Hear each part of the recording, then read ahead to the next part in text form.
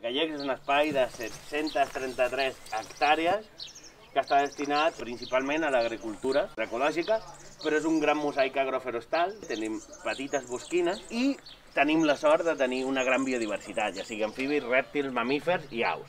Hola, oxigenats! Som l'Oriol i l'Alba i avui hem vingut a Gallecs amb en Dani del Grem per aprendre molt sobre amfibis. Una de les coses que ens ha cridat l'atenció d'en Dani i l'equip del Grem quan hem anat a fer el seguiment dels diferents punts de concentració d'amfibis ha estat l'atenció a complir les mesures de bioseguretat.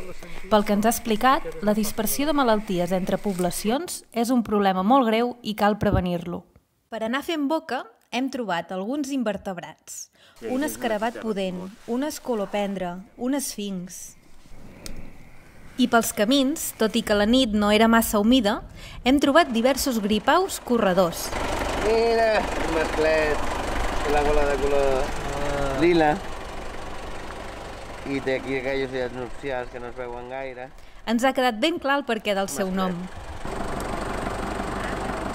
Als diferents punts d'aigua de Gallecs hi hem trobat larves, capgrossos de tòtil, de gripauet.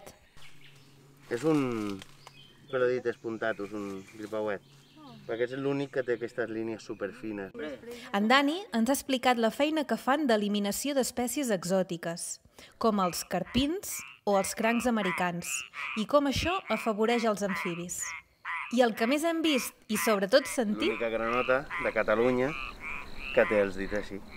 S'agrega una substància per poder pujar. Han estat reinetes, amb un munt de mascles raucant dins de l'aigua, a basses de tota mena, tant naturals com de rec. La reina de la bassa.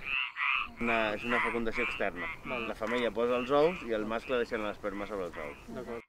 I fins aquí la primera experiència de recerca en primera persona. Tenim ganes de tornar a Gallecs i seguir descobrint tot el que hi ha per aquí al voltant. Doncs bueno, oxigenats, anem a casa a dormir, que ja és tard i demà vol ploure. Hem vist molta fauna i ara ja a dormir. Apa, adéu!